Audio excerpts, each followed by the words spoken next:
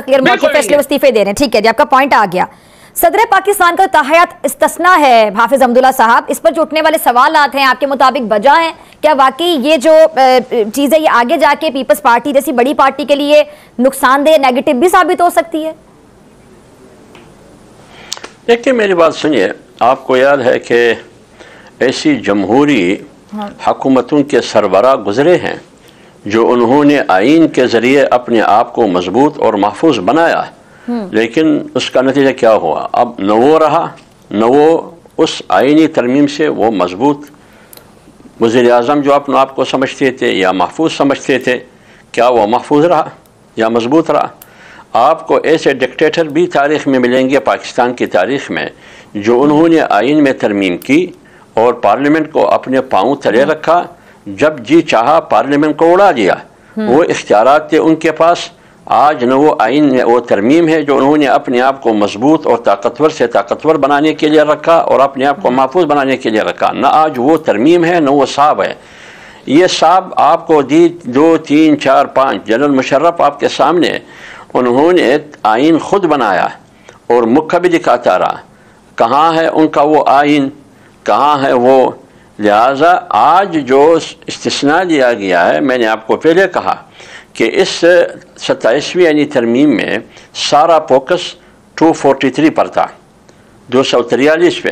अच्छा हाफिज अब्दुल्ला साहब, जब आप तरमीम के बारे में एक बात मैं एक बात अर्ज कर रहा हूँ जी जी। अब हुकूमत ये कह रही है कि हम 28वीं तरमीम भी ला रहे हैं। ठीक है, आप ला रहे हैं, एक काम और करें, 28वीं तरमीम के ज़रिए या एक कानून के ज़रिए, सिंपल सादा एक्ट और कानून के ज़रिए एक कानून साजी और करे। अगर तरमीम की ज़रूरत है तो तरमीमी आईनी कवर भी दे दे। अच्छा हाफिज साहब, आपने अपना मौक़िफ़ दिया खुलकर, ये ज़रा मुझे बताइएगा कि अगर ये PTI के हवाले से खबरें सामने आ रही हैं कि एहतजाज का मूड रखते हैं और संजीदा नौयत पे एहतजाज करना चाहते हैं इसके बाद, तो JUI क्या इनका साथ देगी? क्योंकि पहले भी देखा गया कि ग्रैंड अलायंस की बातें होती रही, आप लोगों के साथ बैक टू बैक इनकी मुलाकातें भी होती रही, लेकिन मुलाकातों का किसी करवट नहीं बैठा। लगता था कि शायद मामला तय पा जाएंगे, लेकिन 11th आवर पे पता चलता था कि मामला तय नहीं पाए। JUI का अलग मौक़िफ़ आया कि PTI सीरियस नहीं थी, PTI भी ये कहती रही कि JUI सीरियस नहीं थी। इस बार क्या आप और PTI मिलकर के एहतजाज का कोई मूड रखते हैं? देखिए बात यह है कि माजी पर मैं बात नहीं करूंगा।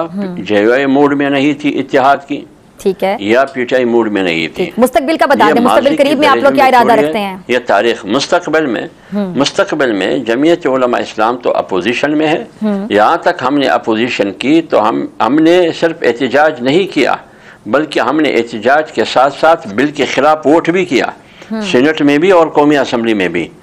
हमारे अहदाफ और मकासद अपोजिशन के एक हैं फ़िलहाल, आइन की बहाली, पार्लियामेंट की सुप्रीमेसी, आइन की बालादस्ती, कानून की हुक्मरानी, मुल्क में एक नए शफाफ इलेक्शन का इनेकाद, गैर जानिबदाराना इलेक्शन कमीशन की सरपरस्ती में और गैर सियासी क़ुव्वतों, गैर सियासी अशराफिया की सियासत में और इलेक्शन में मुदाखलत का रास्ता बंद करना, ये हमारा मौक़िफ़ है। यही मौक़िफ़ आज PTI की भी है। अब आइए इस बात पर कि हमारे इकट्ठ हो सकती है या नहीं, ये आप छोड़िए पार्टी के फैसलों पर, जमीयत उलमा इस्लाम के फैसलों पर, मौलाना फजल रहमान साहब और क़यादत के फैसलों पर कि हमारी इकट्ठ हो सकती है या नहीं हो सकती, ये मुस्तकबिल पर छोड़ दें। ठीक है अजहर सदीक साहब, उन्होंने तो मुस्तकबिल पे छोड़ दिया हाफिज अब्दुल्ला साहब ने। आप लोग इरादा रखते हैं मौलाना साहब को मनाने का? क्योंकि मौलाना साहब और आप लोग एक ही राय रख रहे हैं और माजी में भी सुनने में आता था कि आप लोग बड़ी कोशिश कर रहे हैं कि आप लोगों का कोई अलायंस बने। नहीं देखिए बात सुनिएगा, देखिए बात है जद्दोजहद, जो एजेंडा हमदुल्ला साहब ने दिया है वो एजेंडा हमारा एजेंडा, वो भी हमारा एजेंडा। तो एजेंडे में बिल्कुल इकट्ठे होना है। ये मैं आपको कहूँ कि बिल्कुल इकट्ठे नहीं होने पर ये इशू नहीं है। एजेंडे पे एजेंडा पाकिस्तान के लिए अदलिया की आजादी, खुद मुख्तारी, अदम इस्तेहकाम, सिविल सुपरमेसी, ये सारी चीजों को आज देखें ना, आज आपने एक महकूम कौम बना दिया। पाकिस्तान रूल ऑफ लॉ में कहां चला गया? पाकिस्तान में करप्शन के बता दें कि 3.5 सालों में कोई करप्शन का बड़ा केस, तोशा खाना के अलावा कोई केस आया हो? यानी क्या करप्शन खत्म हो गया इस मुल्क के अंदर? इस मुल्क से मनी लॉन्ड्रिंग खत्म हो गई। दुबई में जायदादें आज भी खरीदी जा रही है पूरी दुनिया में और कोई पूछने वाला नहीं है। यानी कुछ तो हो ना। यहाँ यही तो दुख और अफसोस है कि वो लोग जिन्होंने इसकी निगरानी करनी थी, जिन्होंने इसमें देख रहा था, उन्होंने इतनी खुली छूट दे दी कि लूट मार हो रही है, तबाही और बर्बादी हो रही है। एक अदलिया बची थी जो अकाउंटेबिलिटी का, पहले नैब को खत्म किया, फिर तमाम इदारे खत्म कर दिए। यानी आप अंदाजा लगाएं, अभी मैं बता देता हूं, हाई कोर्ट के अंदर या दरखास्त देनी हो, वो कह दिया जाए ब्यूरोक्रेसी के पास धक्का गए, हमारे पास ना है, वो महीना डेढ़ महीना में दलील हो, उसके बाद हाईकोर्ट आएगा, हमारे पास हाईकोर्ट बराए रास्त नहीं है। चले आप ठीक है, ठीक है, चले आप लोग यानी एहतजाज का इरादा रखते हैं पीटीआई वाले? बिल्कुल 100%। और इसके लिए जमीयत उलमा इस्लाम तहरीक, देखे तहरीक तहफ़्फ़ुज़ आईन पाकिस्तान वो मुलाकातें कर भी रही है जमीयत उलमा इस्लाम के साथ, पाकिस्तान तहरीक इंसाफ की लीडरशिप भी मिल रही है।